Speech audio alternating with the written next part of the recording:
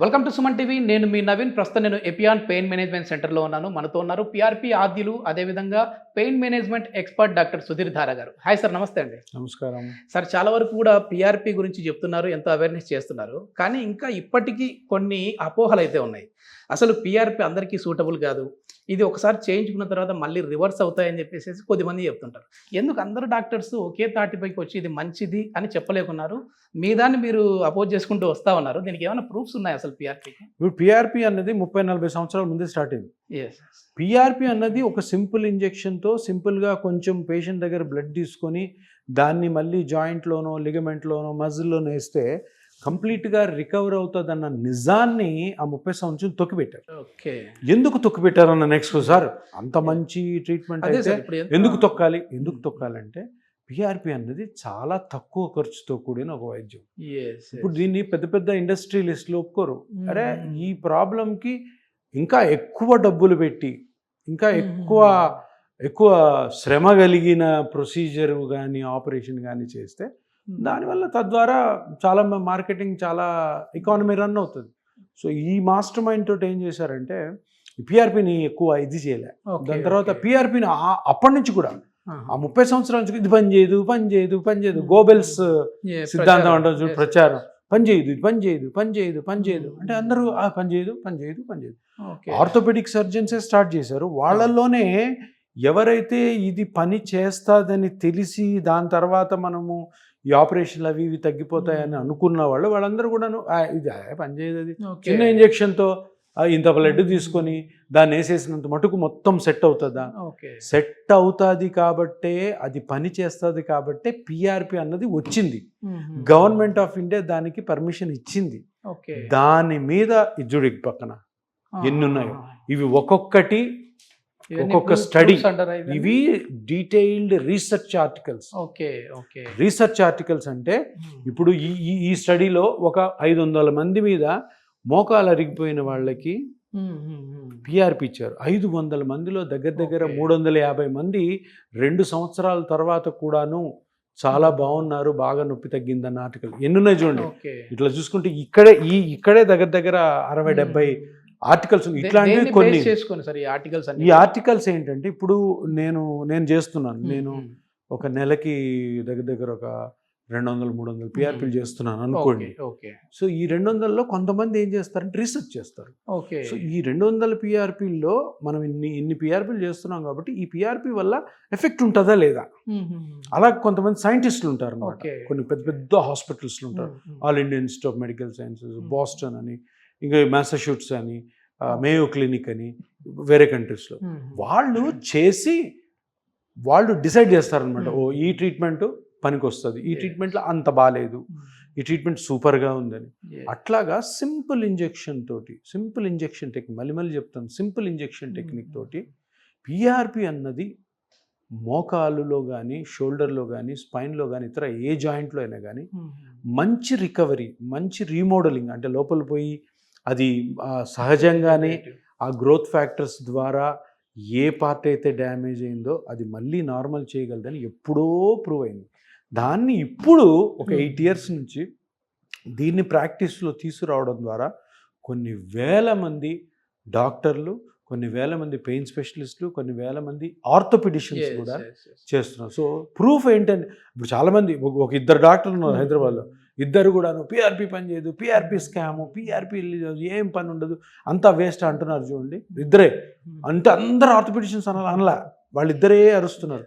వాళ్ళిద్దరికి ఆన్సర్ ఏంటంటే ఇది ప్రూఫ్ ఇక్కడ ఉంది. ఇటువంటివి కొన్ని 100 ఉన్నాయి. చాలా వరకు కూడా అంటే ముందు పిఆర్పిని మీరే అంత బలంగా తీసుకొని వస్తూ ఉన్నారు. మీ తర్వాత చాలా మంది వచ్చారనుకోండి, కానీ అప్పటికి ఇప్పటికీ అంటే మీరు రీసెర్చ్ చేస్తున్నప్పుడు, మీరు ట్రీట్మెంట్ చేస్తున్నప్పటికీ ఇప్పటికీ సాంకేతికంగా టెక్నాలజీ పరంగా ఎట్లా ఇది ఇంకా ఇంప్రూవ్ అయింది సార్? Good question. ఇప్పుడు ఇంతకుముందు ఒక 30 సంవత్సరాల క్రితం గురించి మాట్లాడుకుందాం. 30 సంవత్సరాల క్రితం ఏం చేసేవాళ్ళు అంటే బ్లడ్ తీసుకునేవారు పేషెంట్. దాన్ని ఒక చిన్న సెంట్రిఫ్యూజ్ మిషన్ అని ఉంటుంది, దాన్ని గరగర తిప్పి ఆ బ్లడ్లో ఆ ట్యూబ్లో పైన ఉంటుంది చూడు, అది ప్లాస్మా ఉంటుంది. ఆ ప్లాస్మా తీసి బ్లైండ్గా, అంటే మోకాలు నొప్పిలో అవి ఇట్లే ఆఫీస్లో కూర్చొని క్లినిక్లో ఇచ్చేవాళ్ళు. ఇంజెక్ట్ చేసేవాళ్ళు. ఓకే. సో అప్పుడు ఫెయిల్యూర్స్ ఎక్కువ ఉండేవి. ఓకే. ఓకే. ఇంతకుముందు అన్నట్టు నేను ఫెయిల్యూర్స్ ఉన్నాయి. ఎందుకు? టెక్నిక్ సరిగ్గా లే. ఓకే. దాని ఓకే. సిద్ధాంతం కరెక్టే, మ్మ్. కానీ టెక్నిక్ సరిగ్గా వాడే ఉంది. విధానం. సో ఏంటి టెక్నిక్ ఏంటి ఇప్పుడేమైంది ఈ 8 yearsలో అంటే పిఆర్పి అన్నది పర్ఫెక్ట్గా ఎట్లా చేయాలి టెక్నిక్. ఊరికే దాన్ని సెంట్రిఫ్యూజ్ చేస్తుంది లాగితే దాంట్లో గ్రోత్ ఫ్యాక్టర్స్ ఉన్నాయా లేదా, ఓకే. ఓకే. దాంట్లో ఈ మోకాళ్ళు కానీ ఇక్కడ షోల్డర్ జాయింట్ కానీ వేరే జాయింట్స్లో దెబ్బతిన్న పార్ట్స్ మళ్ళీ రికవర్ అయ్యే గుణం ఉందా లేదా, ఆ కణాలు ఉన్నాయా లేదా కనుక్కోవాలి. ఓకే. అంటే కరెక్ట్గా ఎక్స్ట్రాక్ట్ చేయాలి. ఆహా. ఇది ఒక పద్ధతి. అయితే మనకు వచ్చిన పేషెంట్కి పిఆర్పి ఎలా పనిచేస్తుంది, ఫస్ట్ మోకాలు నొప్పితో వచ్చారు. అసలు మోకాలు నొప్పి ఎందుకు వచ్చింది కనుక్కోవాలి. Yes, yes. ఊరికి అన్ని మోకాలు నొప్పులకి ఇది పనిచేయదు. అవును, అవును. ఏం కనుక్కోవాలి, మోకాల్లో ఏమేమి స్ట్రక్చర్స్ ఉంటాయి, ఓకే. ఏ స్ట్రక్చర్ డ్యామేజ్ అయింది, ఏ స్ట్రక్చర్ ఎంత డ్యామేజ్ అయింది, దానికి సంబంధించిన స్కానింగ్స్ అన్నీ ఇప్పుడు వచ్చాయి. ఫస్ట్ ఆఫ్ ఆల్ పిఆర్పి ఎలాగ పర్ఫెక్ట్గా తయారు చేయాలన్న మిషన్స్ వచ్చాయి, అంతకుముందు లేవు అవి. పిఆర్పి ఎక్కడ వదలాలి, ఏ పార్ట్ డ్యామేజ్ అయింది ఆ పర్టికులర్ పేషెంట్కి అని తెలిసిన మస్కులోస్కెలిటల్ డైనమిక్ అల్ట్రాసౌండ్ స్కాన్స్ వచ్చాయి. సో ఇప్పుడు ఏమైంది, ప్రెసిషన్ అంటే కరెక్ట్గా చేయడం ఎట్లా అన్నది అర్థమైంది. ఎక్కడ పాయింట్లు ఎక్కడ వదలాలి, ఎలా కనెక్ట్ చేయాలా, ఏ పేషెంట్ సెలెక్ట్ చేసుకోవాలా, సరే ఇది చేస్తారు. ఇది చేసిన తర్వాత ఇంతకుముందు ఏం చేస్తారు, ఇంజెక్షన్ వేసి పో అనేవాళ్ళు, అది తగ్గుతుంది తెలియదు. సో అందుకని దీన్ని ఫాలో అప్ పెట్టాలి. తర్వాత ఒక డ్యామేజ్ అయిన స్ట్రక్చర్, గుజ్జు అరిగిపోయింది, గుజ్జు ఎంత అరిగింది, మొత్తం మోకాలంతా గుజ్జు జరిగిందా, అట్లా అరగదు, ఒక పార్ట్లోనే అరుగుతుంది. ఆ అరిగిన పార్ట్ని కనుక్కొని అక్కడ నువ్వు గ్రోత్ ఫ్యాక్టర్స్ ఆర్ పిఆర్పిని వదలడం ద్వారా అక్కడ రికవరీ అవుతుందా లేదా అన్నది నువ్వు మళ్ళీ సీరియల్ స్కాన్స్లో చూడాలి, మళ్ళీ పేషెంట్ పిలవాలా, చూడాలా. ఇది ఫాలోఅప్. ఇంకొక ఫాలోఅప్ అసలు చేయింది ఇంతకుముందు కాలంలో ఏంటంటే పేషెంట్కి జాగ్రత్తలు చెప్పరు. ఓకే. ఆపరేషన్ చేసే డాక్టర్లు చెప్పరు, పిఆర్పి మిడిమిడి జ్ఞానంతో చేసేవాళ్ళు చెప్పరు. ఏ పని చెయ్యాలి, ఓకే, ఏ పని చేయకూడదు, ఏ పని ఎంత చేయాలా, ఏ పనిని కంప్లీట్గా అవాయిడ్ చేయాలా, ఏ ఎక్సర్సైజ్ చేయాలా, ఏ ఎక్సర్సైజ్ చెయ్యకూడదు, ఓకే, ఇవన్నీ కలిపితేనే పిఆర్పి సక్సెస్ ఉంటుంది. మీరు సక్సెస్ రేట్ బాగానే చెప్తా ఉన్నారు సార్, కానీ మామూలుగా పిఆర్పి అనేది సక్సెస్ రేట్ లేదు. ఇది కేవలము అప్పటి వరకు అంటే ఏదో 1 నెల 2 నెలలు మాత్రమే నొప్పులు తగ్గుతాయి, తర్వాత మళ్ళీ రిపీట్ అవుతాయి అనే వాళ్ళు డాక్టర్లే ఉన్నారు కొద్దిమంది. కరెక్ట్. ఎవరికి దాని మీద జ్ఞానం లేని వాళ్ళకి. ఓకే. ఇప్పుడు నేను ఎంత చెప్పాను చూసారా, తీరే ఎంత చెప్పాను నేను. ఒక పేషెంట్ నీ దగ్గరికి మోకాలు నొప్పి వచ్చినప్పటి నుంచి వానికి కరెక్ట్ పార్ట్ ఏం డ్యామేజ్ ఉందో కనుక్కొని, దాని తర్వాత పిఆర్పి కరెక్ట్గా ఎట్లా ప్రిపేర్ చేయాలో కనుక్కొని, అది ఎన్ని సిట్టింగ్స్ అవుతాయో కనుక్కొని, ఎక్సర్సైజెస్లు జాగ్రత్తలు అన్నీ చెప్పి పేషెంట్ని దగ్గర 5-6 నెలలు ఒక పేషెంట్ని ఫాలోఅప్లో పెట్టుకున్న తర్వాత పిఆర్పి పనిచేస్తుంది. అంతేగాని టక్కని బ్లడ్ తీసుకొని టపటపటప సెంట్రిఫ్యూజ్లు వేసి అది లాగింది కొట్టామనుకో ఏం పనిచేయదు. దీనివల్ల చెడు ప్రభావం అంటే చెడు ప్రోపగండా అవుతుంది. అబ్బా నేను చేశాను, అబ్బా ఒక 100 కేసులు సరిగ్గా పనిచేయలేదు, నువ్వు సరిగ్గా చేయలేదు, కరెక్ట్గా చేయాలా. ఇప్పుడు కూడా చాలా మంది డాక్టర్లు చేస్తున్నారు. మనం ఎందుకు అనుకున్నట్టు ప్రతి హాస్పిటల్లో, ప్రతి కార్పొరేట్ హాస్పిటల్లో, ప్రతి ఆర్థోపెడిషియన్, ప్రతి పెయిన్ స్పెషలిస్ట్, ప్రతి మల్టీ స్పెషాలిటీ హాస్పిటల్కి విజిట్ అవుతుంటాం, డాక్టర్స్తో ఇంటర్వ్యూలు చేస్తూ ఉంటాం. అంటే మీడియా ముఖంగా అయితే చెప్తా ఉన్నాను, ఎందుకంటే ప్రతి ఆర్థోపెడిక్ సెక్షన్లో కూడా పిఆర్పి మెన్షన్ చేశారు. అంటే అపోజ్ చేసే వాళ్ళు ఉన్నారు కదా, మరి ఎందుకు వాళ్ళు కూడా ఆ ట్రీట్మెంట్ సైడ్ రావడానికి రీజన్ ఏంటంటే రిజల్ట్స్ ఉన్నాయని. ఇప్పుడు అంతే కదా. ఇప్పుడు నేను ఎప్పుడు 2008లో 18లో 17లో స్టార్ట్ చేశాను. ఆ రోజు ఒక్క ఆర్థోపెడిషన్ చేయలే. ఈరోజు ఎందుకు అంతమంది చేస్తున్నారు? ఎఫెక్ట్ లేనిదే చేస్తారా? ప్రతి మీరు అన్ని వెబ్సైట్లో చూడు, ప్రతి కార్పొరేట్ హాస్పిటల్లో పిఆర్పి రేట్లతో సహా పెట్టేసి. అవును, అవును. అపోలోలో మొన్నే సంగీత రెడ్డి గారు పెద్ద క్లినిక్ ఓపెన్ చేశారు. అంత పెద్ద డాక్టర్స్, అంత పెద్ద, ఇప్పుడు పెద్ద సముద్రం, all over India, all over the world highest chain of hospitals ఉన్నది అపోలోకి. వాళ్ళే స్టార్ట్ చేశారంటే ఏం ఊరికే చేస్తారా వాళ్ళు? సో ఈ నమ్మకం స్టార్ట్ అయింది. ఈ నమ్మకము ప్లస్ ఆల్సో ఇది చాలా ఫేమస్ అవుతుండేసరికి కొంతమందికి నచ్చదు, తప్పకుండా రాళ్ళేస్తారు. చెట్టు కాయలున్న చెట్టుకే రాళ్ళు పడతాయి అన్నట్టు దీనికే పడతాయి. కానీ అన్ని క్లియర్ అవుతున్నాయి నెమ్మదిగా. ఇప్పుడు అంత అపోహలు పోయినాయి, పేషెంట్ అపోహలు పోయి పేషెంట్ అందరికీ తెలిసింది, బాబు వేరే ట్రీట్మెంట్కి వెళ్లకుండా పిఆర్పి తప్పకుండా ప్రయత్నం చేసుకోవచ్చు, పిఆర్పి వల్ల మంచి జరుగుతుంది, ఎటువంటి సైడ్ ఎఫెక్ట్స్ ఉండవు అన్నది విషయం అర్థమైపోయింది. ఎందుకు సార్ చాలా మంది అసలు మనం నియర్లీ వచ్చేసి ఒక 1 ఇయర్ అయింటది మీతో నా పరిచయం. సో ముందుకి ఇప్పటికి డైరెక్ట్ పేషెంట్లు మాకు చెప్తా ఉన్నారు. సార్ మేము ఇది చేయించుకున్నాము. చేయించిన తర్వాత చాలా రిలీఫ్ ఉందండి.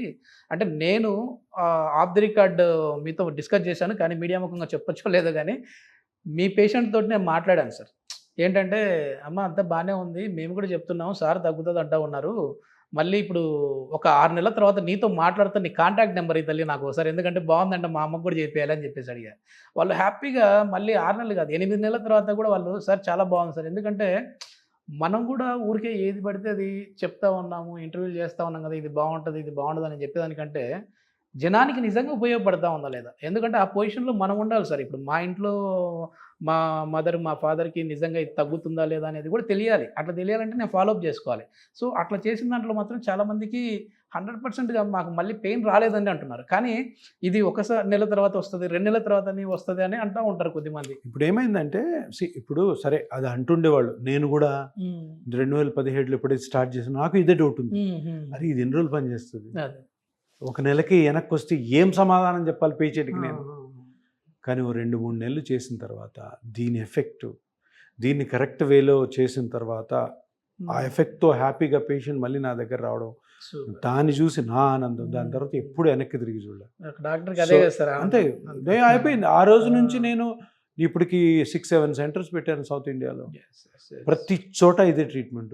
ఎంతో మంది నేను ఇది ట్రీట్మెంట్ స్టార్ట్ చేసిన తర్వాత ఎంతమంది డాక్టర్లు చేయట్లేదు. నా శిష్యులే ఉన్నారు ఇక్కడ 10-15 మంది హైదరాబాద్లో, బెంగళూరులో, చెన్నైలో.